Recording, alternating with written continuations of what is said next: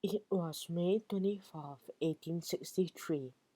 My uncle Otto Lidenbrock, geologist and professor of mineralogy at the University of Hamburg, rushed into his house at 19 King Street.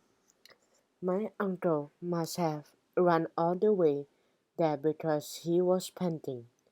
His fur was ruffled and his forehead was covered in sweat.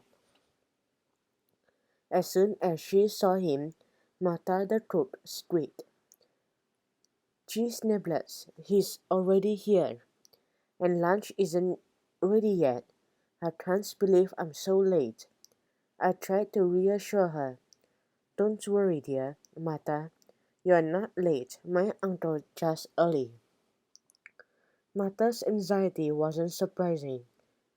My uncle was a famous scholar, but he was also rather stern, and when he came home from the university he liked to find the table already set and covered with tasty dishes of steaming food.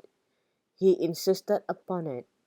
Four of us lived in the house: me, Axel Lidenbrock, my uncle Professor Lidenbrock, the cook, Martha, and Groben, my uncle's young student.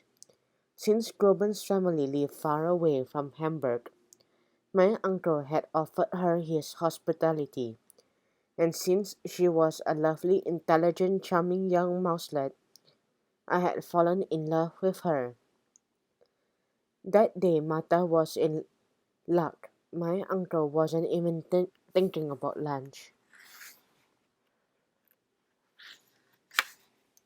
Instead, he sat on the sofa, took a small book out of his bag, and began to page through it with a look of deep concentration. I knew that looked well. It meant that the great Professor Lidenbrock had found an important document, and as usual he was about to take the opportunity to give a history lesson to yours truly.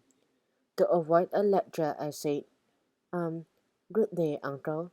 I see that you're very busy, so I'll think I'll just go to my room." But he stopped me. "Wait, nephew, come to my study. I must show you something very important." I sighed. I didn't really want a lesson, but I knew I was lucky to be living with such a famous scholar, so I gave in and followed him to his study.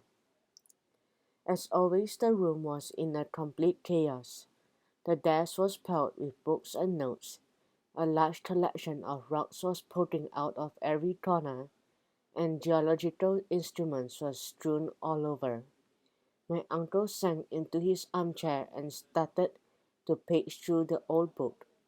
Unlike many scholars who were thin, pale, and dark circles under their eyes, Otto Lidenbrock was a hearty man with lively eyes and a head of thick red fur that made him seem younger than his 50 years. This was because he didn't keep himself constantly locked up with his books. He often set out on adventures, adventurous expeditions searching for hidden treasures, so his body was as fit as his mind. My uncle shook his snout. "Axel, you won't believe what I found.